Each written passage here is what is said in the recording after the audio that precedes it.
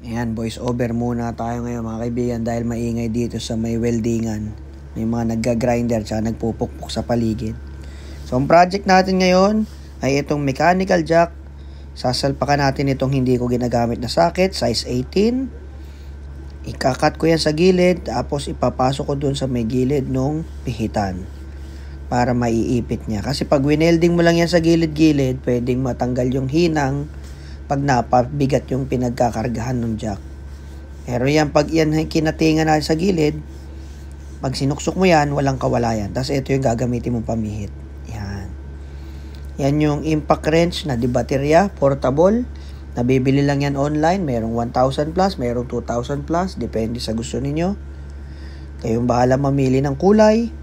Nabibili lang yan online. Kayo na bahala kung anong gusto nyong bilhing brand.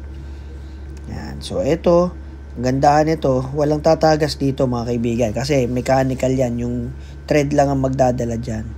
Hindi kagaya sa mga normal na jack natin, tumatagas. Minsan, biglang sisingaw habang nakataas. Kasi may leak na yung mga seal. Pero pag gantong mechanical, yan, yung barrel ang magpapabilis ng pag-angat tsaka pagbaba niyan. As ito kasi mahirap tong stick na to para sa mga babae, mahirap pihitin. Minsan nga kahit lalaki nahihirapan pa dyan. Ikagaya nitong impact wrench, yan ay pwede mo gawin sa gulong, pwede mong gamitin sa pagtatrabaho, no? Pwede mo rin yung gamitin barena, may sinasalpak lang sa dulo niyan para malagyan mo nung drill bit, no? So sobrang daming gamit. Hindi lang yan basta pangangat ng jack, pantanggal ng gulong, pang may mekaniko at iba't iba pa.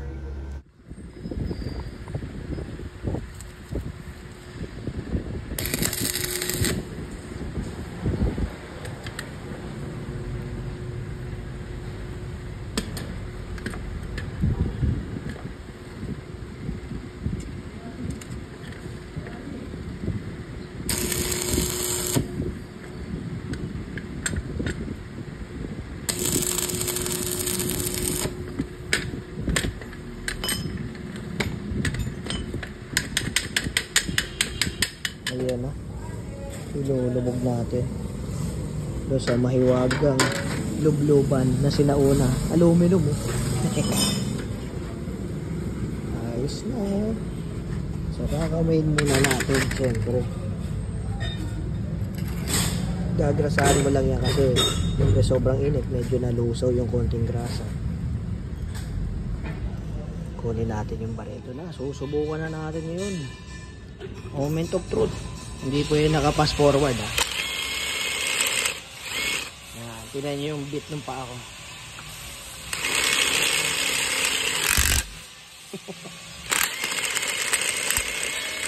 Super effective. Pwede nang gayahin mga kaibigan. Sharing is caring.